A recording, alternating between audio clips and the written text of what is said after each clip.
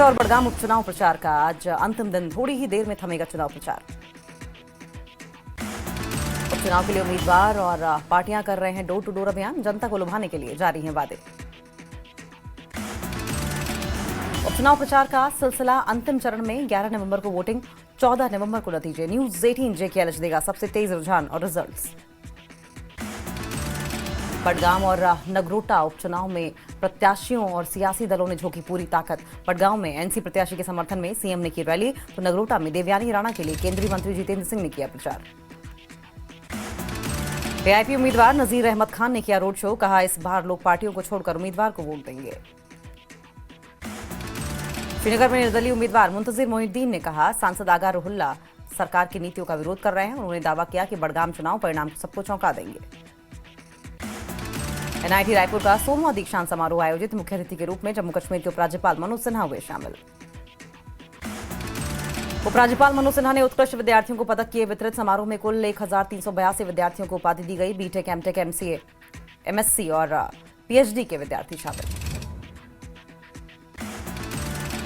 CM Omar Abdullah का PDP पर निशाना। कहा, भाजपा से गठबंधन पीडीपी की ऐतिहासिक भूल थी, जिसके परिणाम आज जम्मू कश्मीर झेल रहा है। उमर अब्दुल्ला ने पीडीपी से मांगी माफी। उमर बोले, युवाओं को नजरबंद करने की शुरुआत पीडीपी ने की थी, अब उन्हें जनता से माफी मांगनी चाहिए। बड़गांव में मिल रहा खेलों को बढ़ावा। उमर ने की घोषणा। बड़गांव में बनेगी अंतर्राष्ट्रीय क्रिकेट अकेडमी और स्टेडियम। युवाओं को मिलेगा बेहतर खेल ढांचा। एलओपी सुनील शर्मा का उमर अब्दुल्ला पर हमला। कहा, मुख्यमंत्री उमर अब्दुल्ला की केंद्र से पर्दे के पीछे दोस्ती है और वे भाजपा को रोकने की बात कहकर जनता को गुमराह कर रहे हैं। 2014 और 2024 की पेशकश का एलओपी ने किया जिक्र। कहा, 2014 में उमर अब्दुल्ला भाजपा के साथ सरकार बनाने के लिए तैयार थे और 2024 में भी उन्होंने राज्य का दर्जा बहाल करने के बदले गठबंधन की पेशकश की थी। पीएसए और विकास का बयान देते हुए एलओपी सुनील शर्मा ने कहा कि भाजपा ने पीएसए का इस्तेमाल केवल कानून व्यवस्था बनाए रखने के लिए किया, जिसके बाद घाटी में शांति लौटी। साथ ही जनता से अपील की कि वे विकास के लिए वोट दें, न कि एनसी और पीडीपी के भ्रामक एजेंडे के लिए। निर्दलीय उम्मीदवार अदिति शर्मा ने नेशनल कॉन्फ्रेंस और पीडीपी पर साधा निशाना। कहा, इनकी नीतियों ने कश्मीर को बर्बाद किया। बड़गाम के लोग बदलाव के लिए तैयार। अदिति शर्मा का दावा। लोगों ने कहा, विकास के लिए करेंगे वोट। ट्राल के लालपुरा बी कंगलोरा में ग्रामीण विकास विभाग की ओर से मेगा ग्राम सभा का आयोजन। बड़ी संख्या में स्थानीय लोगों ने लिया हिस्सा। ट्राल में लोगों ने अपने क्षेत्रों के विकास हेतु विभिन्न योजनाएं प्रस्तुत की और विभाग के प्रयासों की सराहना की। प्रतिभागियों ने कहा कि ब्लॉक स्तर पर विकास कार्य संतोषजनक ढंग से जारी है। उधमपुर पुलिस की बड़ी कार्रवाई। चेनानी में अवैध शराब का भंडाफोड़, एक तस्कर गिरफ्तार। चेनानी में अवैध शराब की 135 बोतलें जेके देसी विष की बरामद। पुलिस ने आरोपी के घर पर मारा छापा। आबकारी अधिनियम के तहत एफआईआर दर्ज, जांच जारी। गांधरबल में भाजपा का सदस्यता अभियान। 60 युवा भाजपा में शामिल। भाजपा जिलाध्यक्ष गुलाम हसन राठौर ने किया स्वागत। युवाओं से संगठन मजबूत करने का आह्वान। बांडीपोरा में नया न्यायालय परिसर का हुआ उद्घाटन। न्यायमूर्ति वसीम सादिक नरगल ने उद्घाटन किया। मुख्य न्यायाधीश अरुण पल्ली के निर्देश पर हुआ नया न्यायालय परिसर का शुभारंभ। लोगों को जल्द न्याय उपलब्ध कराना उद्देश्य। मेंढर के सलवाह गांव में सड़क और भवन निर्माण विभाग के खिलाफ विरोध प्रदर्शन। ग्रामीणों ने नवा मसूरी वाला सड़क निर्माण में भ्रष्टाचार और घटिया कार्य का लगाया आरोप। पुलवामा का मुख्य बस स्टैंड सरकारी उपेक्षा का शिकार। 5 साल पहले दारसो इलाके में स्थापित, लेकिन अब जर्जर स्थिति में। गांधरबल में पूर्व आतंकवादियों और उनके सहयोगियों से जुड़े 30 ठिकानों पर छापेमारी। कई डिजिटल उपकरण और आपत्तिजनक सामग्री बरामद। जम्मू में बीएसएफ मैराथन का आयोजन। बड़ी संख्या में युवाओं ने लिया हिस्सा। डीजी बीएसएफ ने कहा, ऑपरेशन सिंदूर की सफलता के बाद युवाओं में बढ़ी बीएसएफ को लेकर दिलचस्पी। जम्मू में बीएसएफ मैराथन और 60वें स्थापना दिवस कार्यक्रम में मुख्य अतिथि के रूप में शामिल हुए बॉलीवुड अभिनेता सुनील शेट्टी। उन्होंने जवानों की बहादुरी की सराहना की। जम्मू में बीएसएफ के 60वें स्थापना दिवस पर 60 बाइकर्स की मोटरसाइकिल रैली का आयोजन। बीएसएफ महानिदेशक दलजीत सिंह चौधरी और अभिनेता सुनील शेट्टी ने हरी झंडी दिखाकर रैली को रवाना किया। रियासी में जल शक्ति विभाग के अस्थायी कर्मचारियों ने 9,100 रुपए मासिक वेतन पर नाराजगी जताते हुए प्रदर्शन किया। नेता देवेंद्र सिंह ने कहा कि परिवार चलाना असंभव। सीएम उमर अब्दुल्ला के वंदे मातरम वाले बयान पर सियासी संग्राम। राष्ट्रीय बजरंग दल ने आज किया प्रदर्शन का ऐलान, तो बीजेपी ने सीएम के बयान को बताया दुर्भाग्यपूर्ण।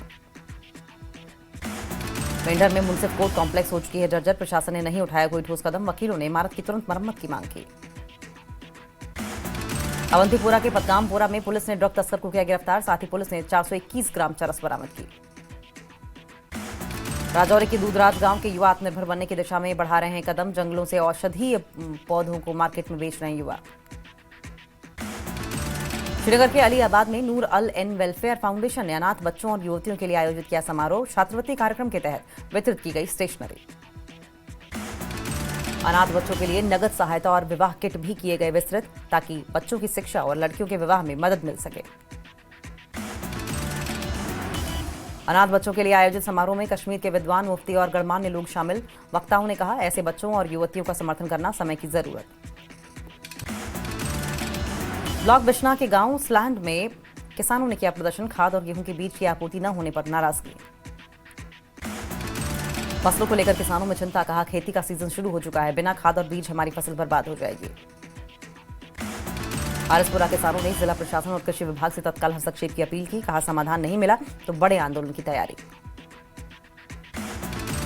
कुपवाड़ा पुलिस ने जेकेएनओपी और ओजीडब्ल्यू के खिलाफ बड़ी कार्रवाई की। पूरे जिले में घेराबंदी और तलाशी अभियान। बनिहाल में पुलिस ने जेकेएनओपी और ओजीडब्ल्यू के खिलाफ की कार्रवाई। पुलिस ने जनता से सहयोग और गुप्त सूचना देने की अपील की। कुलगाम में पुलिस ने जेकेएनओपी और ओजीडब्ल्यू के खिलाफ बड़ी कार्रवाई की। कई संदिग्ध हिरासत में। गांदरबल में पुलिस ने बड़े पैमाने पर चलाया कासो अभियान। आतंकी सहयोगियों से जुड़े 30 ठिकानों पर तलाशी। शोपियां में आतंकी तंत्र के खिलाफ पुलिस की कार्रवाई। ओजीडब्ल्यू, जेकेएनओपी और यूएपीए के तहत जमानत पर रिहा आरोपियों के घर पर छापे मारे। किश्तवाड़ में पुलिस ने आतंकवादी कमांडर से जुड़े लोगों पर की बड़ी कार्रवाई। 25 से ज्यादा ठिकानों पर छापे मारे। गांदरबल में पुलिस ने आतंकी सहयोगियों से जुड़े 30 ठिकानों पर चलाया तलाशी अभियान। चप्पे चप्पे पर पुलिस की नजर। कठुआ में आतंकियों की मदद करने पर 2 विशेष पुलिस अधिकारियों को किया गया बर्खास्त। आतंकी सहयोगी लतीफ पर आतंकियों को सहयोग देने का मामला दर्ज। गांदरबल पुलिस ने आतंकवाद के तंत्र को ध्वस्त करने के लिए की कार्रवाई। पुलिस ने 30 घरों में व्यापक तलाशी अभियान चलाया। श्रीनगर और बांडीपुरा पुलिस ने आतंक समर्थक नेटवर्क के खिलाफ छापेमारी की। पाकिस्तान आधारित जेकेएनओपी से जुड़े संदिग्धों के घरों से डिजिटल उपकरण और आपत्तिजनक सामग्री जब्त की।